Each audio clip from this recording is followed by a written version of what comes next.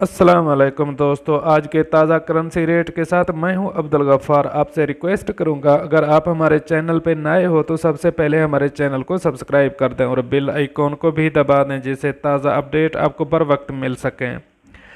आज है 2 मई 2020, बरोज़ हफ्ता।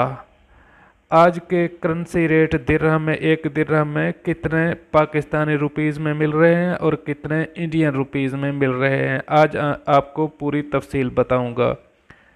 अब चलते हैं आज के ताज़ा तरीन करेंसी रेट की तरफ। वाल वाल स्ट्रीट एक्सचेंज इंडिया के लिए दे रहा है 20.65, पाकिस्तान के लिए दे रहा है 43.66। अल अंसारी इंडिया के लिए दे रहा है 20.65, पाकिस्तान के लिए दे रहा है 43.66। अल मताफ एक्सचेंज इंडिया के लिए दे रहा है 20.52, पाकिस्तान के लिए दे रहा है 43.68।